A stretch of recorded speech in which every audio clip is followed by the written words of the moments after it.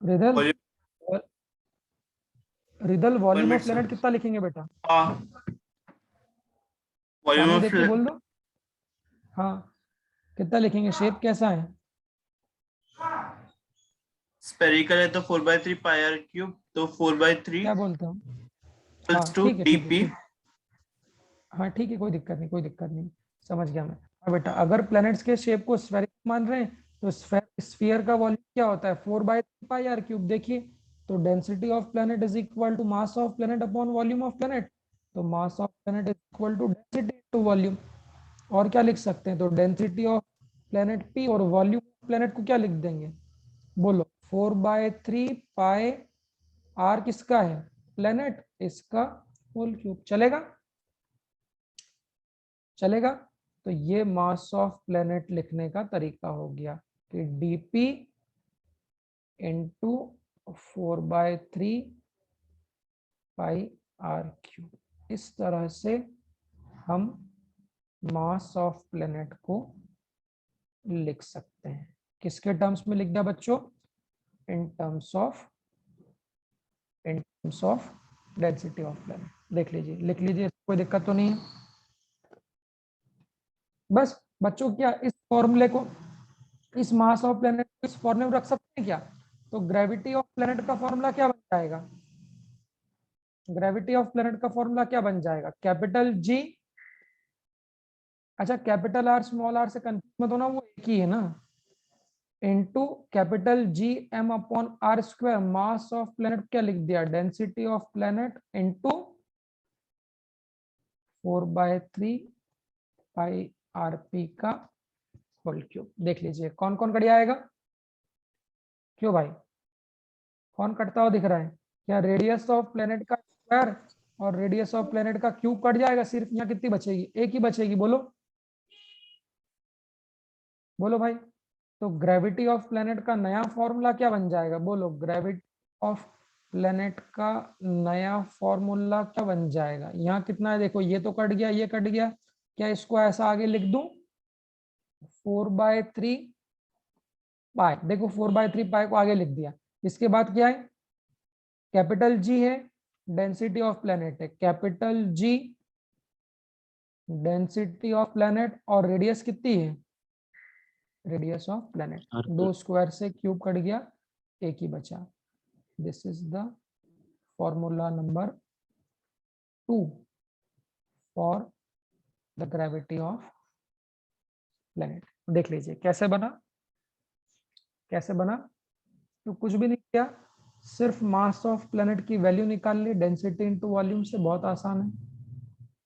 Mass of planet की value ये मिल गई, ग्रेविटी का जो फॉर्मूला होता है उसमें मास ऑफ प्लेनेट की वैल्यू रख दी, तो स्क्वायर से क्यूब कट गया, नया फॉर्मूला ये बन गया। क्या इस फॉर्मूले को ऊपर लिख दूं इसके साथ में? अब गौर करना, इस फॉर्मूले को ऊपर लिख दूं इसके साथ में, तो ग्रेविटी ऑफ प्लेनेट का दूसरा फॉर्मूला क्या बनता है?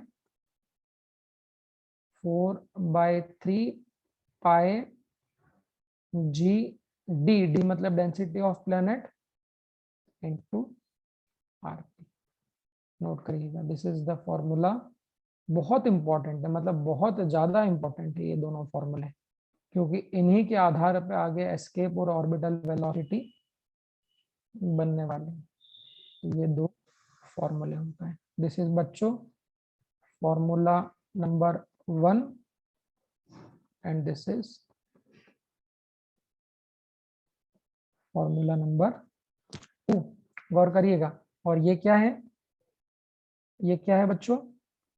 ये उस फॉर्मूले बनाने का प्रूफ है जो मैंने आपको बताया है। देख लीजिए एक बार सामने।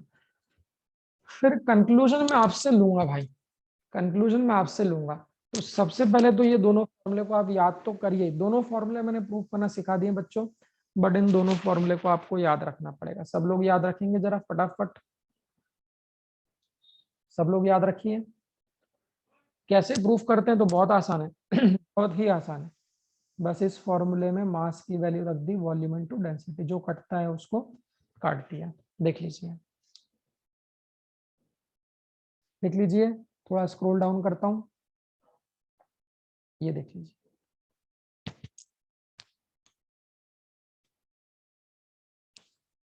हाँ भाई, इसमें कोई सवाल हो तो पूछ लो बच्चों, कोई सवाल हो किसी के मन में? फिर अभी यूज करेंगे आगे न्यूमेरिकल में, तो वो आपको बिल्कुल बढ़िया तरीके से दिमाग में फिट करा दूंगा मैं, कोई दिक्कत नहीं है। सबसे पहले आप लोग इसको देख लो और इसको याद कर लीजिए। चलो, हाँ याद हो गया, याद हो गया। पूछते हैं, चलो बेटा आदित्य बताओ, आदित्य दोनों फॉर्मूले क्या है बेटा ग्रेविटी के, जल्दी बोलो फटाफट।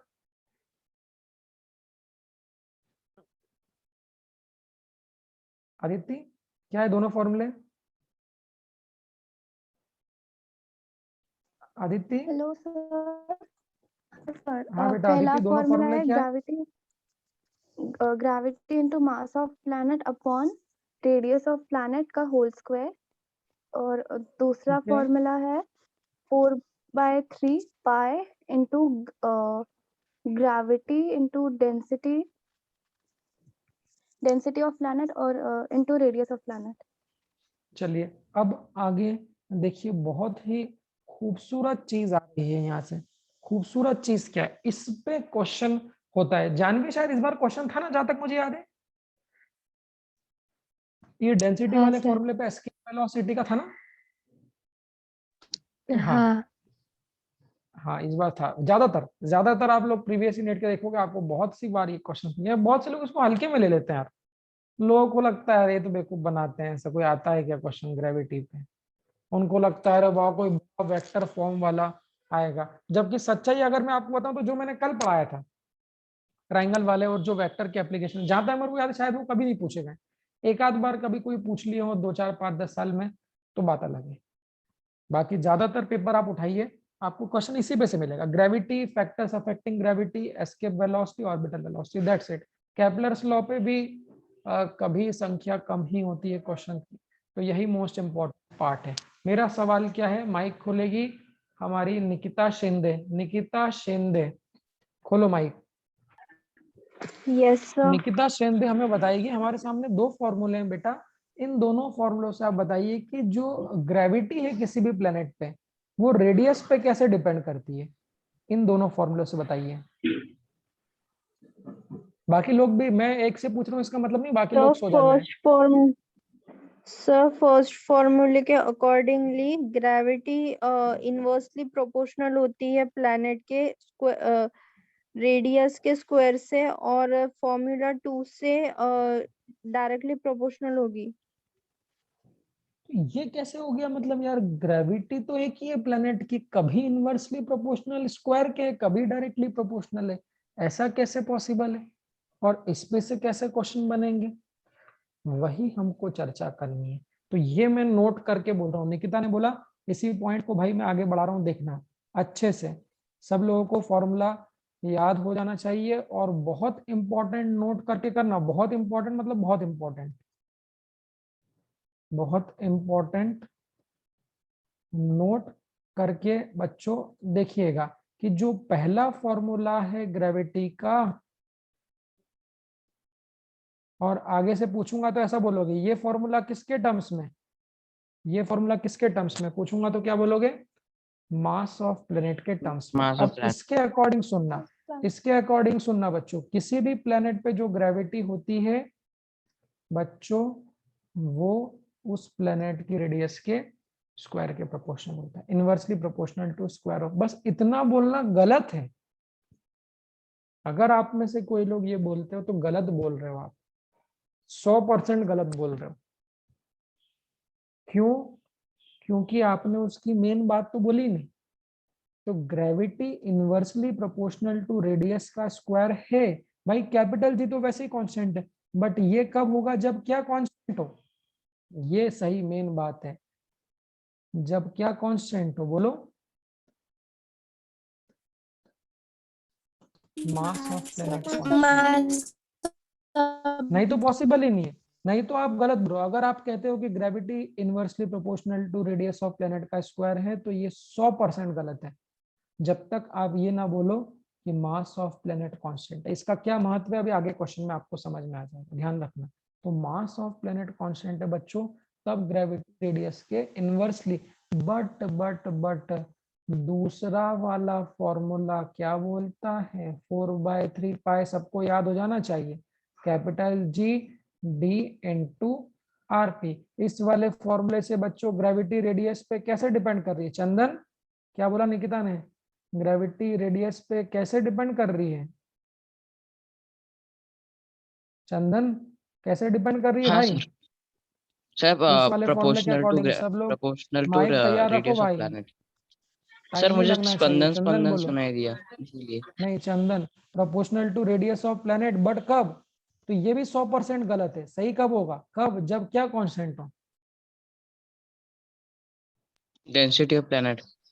देखो भाई 4 कांस्टेंट है, 3 कांस्टेंट है, पाई कांस्टेंट है, कैपिटल जी, ये तो पता ही होना चाहिए कांस्टेंट है। But this formula will be yes sir. Applicable when what is constant, the density of planet is constant. गौर कीजिएगा। तो कोई आपसे पूछता है कि ग्रेविटी रेडियस पे कैसे डिपेंड करती है, तो आप उसको दोनों जवाब दीजिए कि वो डायरेक्टली प्रोपोर्शनल भी हो सकती है अगर डेंसिटी कांस्टेंट है, इनवर्सली प्रोपोर्शनल भी हो सकती है अगर मास ऑफ प्लेनेट कांस्टेंट है। लिख लीजिए, इंपॉर्टेंट नोट है। उम्मीद करता हूँ समझ में आ गया होगा इस पॉइंट में। अरे रुको तो सही दादा, अब तुम बताने की पहली सारी बात सोच लोगे तो कैसे काम चलेगा मेरे भाई, रुको तो सही, सबर करो, रुको जरा सबर करो फैजल, रुको जरा सबर करो। क्वेश्चन पे तो आ जाऊँ ना मेरे भाई, अभी तो फॉर्मूला बता रहा हूँ यार, ऐसा मत करो। अभी होगा ना, सब चेंज होगा। उसी प्लेनेट का मास चेंज थोड़ी ना कर रहे हैं हम, तो दो प्लेनेट की ग्रेविटी में कंपेयर करेंगे ना, हमारा दोनों इंटरेस्ट सेकंड दो वाला प्लेनेट फॉर्मूला की एक बार ग्रेविटी। बताइए। अबे यार ये लो जल्दी देखो, चलो हमें दो प्लेनेट की ग्रेविटी में कंपेयर करने में बहुत इंटरेस्ट है।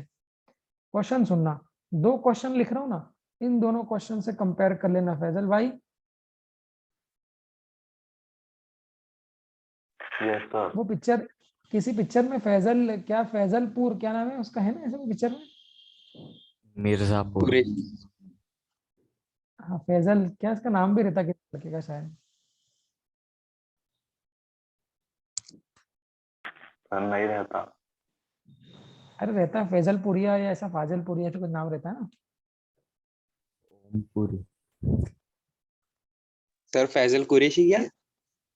अच्छा इसने भेजा तो तुमको याद है, इस स्पंदन ने एक व्हाट्सएप मैसेज किया था, एक बार याद दिला दो कभी भूल गए हो तो।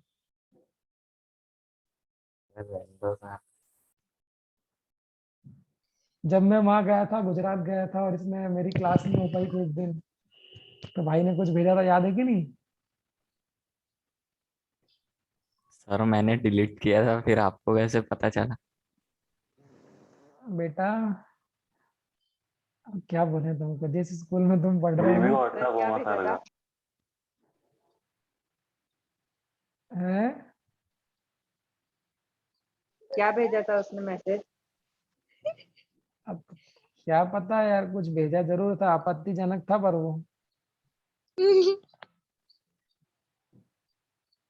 ये कौन लड़कियों से हंस रहा है यार? सर आपको याद है क्या? सब याद रहता है बेटा मुझे। नहीं सर, वो मैसेज का कंटेंट। कंटेंट तो याद ही रहेगा ना, कंटेंट तो याद रखने वाला था, साथ साथ लिखते भी जाना। सर फिर आप शेयर कीजिए ना। अरे यार मैं कैसे कर सकता हूँ। सर हम लोग स्पंदन से उगलवा लेंगे। उगलाओ उसको, मारो सारे को पकड़ के, ऐसी बात करता है बोलना, ये गंदी बातें करता है, उसको मारो, धो इसको पकड़ के। तुम लोगों को तो याद होगा यार, ऐसी बात करते हो तुम लोग, तो दूध पीते बच्चे बन रहे हो। तुम्हें तो किया था उन्होंने, हैं? जवाब। हिमांशु को याद होगा, हिमांशु? नहीं सर मेरे को नहीं पता। सर थोड़ी हिंट तो दो, अगर मालूम होगा तो पता होगा। सर उसने पर्सनल में भेजा था ना। ग्रुप पे भेजा था, ग्रुप पे।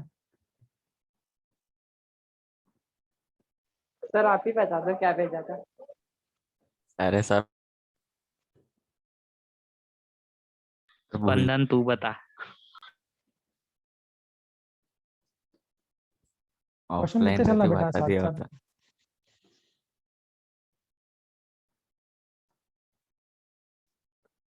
ये दो परफेक्ट क्वेश्चन है, परफेक्ट क्वेश्चन है उन दोनों फॉर्मूलों को समझने का। और आप तो बस ये मान लीजिए कि यही क्वेश्चन नीट में भी था इस बार, शायद डेंसिटी का ही था बेटा। क्यों जानवी, डेंसिटी का ही था ना एस्केप वेलोसिटी में, हाँ है ना? तो डेंसिटी के आपको बहुत सारे मिलेंगे इस टाइप के। तो ये दोनों क्वेश्चन को अगर आपने कंपेयर कर लिया, मतलब आपके दोनों फॉर्मूलों को काम हो जाएगा बच्चों। फटाफट लिख लो।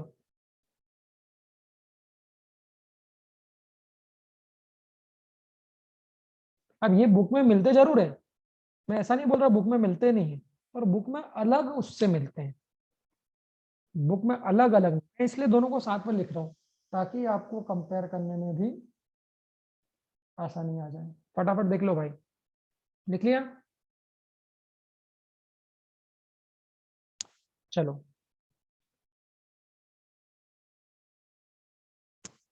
चलिए शुरू करता हूँ। देखिए कुछ भी नहीं है, अब तुम ज्यादा दिल पे मत लेना कि सर वो प्लेनेट कौन से हैं, वो जुपिटर है, मार्स है। अरे भाई कोई से भी, हम तो दो नाम से जानते हैं, 2 प्लैनेट्स ए एंड बी, ज्यादातर आपको उसमें यही मिलेगा। तो वो कोई से भी हो बच्चों, फर्क क्या है? पहला वाला पढ़िए, क्वेश्चन लिखने में टाइम समय वेस्ट ना करें, अगर अभी नहीं लिख पाए बाद में लिख लेना। अभी सॉल्यूशन सुनो फटाफट सब लोग। पहले वाले में क्या दिया है? 2 प्लैनेट्स है ए और बी। पहले वाले में दोनों प्लैनेट्स के क्या सेम है? मास सेम है। माँ सेम है। मतलब अगर 1000 किलो का प्लैनेट ए है तो 1000 किलो का ही प्लैनेट बी भी है। बट दूसरे वाले में क्या सेम है? डेंसिटी सेम है। तो ये शब्द पढ़ते से ही अगर आपको एग्जाम में याद आ गया, मतलब काम हो गया भाई, कि एक में दोनों के मास सेम है। तो प्लैनेट्स भी बना लो, फोटो अच्छा लगेगा। प्लैनेट ए और, एक मिनट, प्लैनेट ए और प्लैनेट बी, कौन सा बड़ा प्लैनेट है? क्वेश्चन पढ़ के बताओ मुझे। पहले वाले क्वेश्चन दूसरे वाले क्वेश्चन में बड़ा प्लैनेट कौन सा है? क्या दिया है? A radius of planet A बड़ा कितना है। है?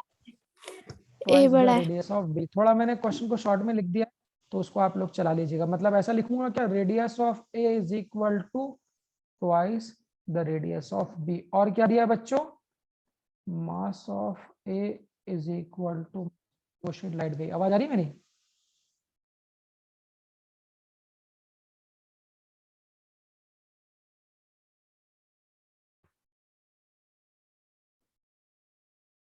लाइट दी गई रे, लाइट दी गई।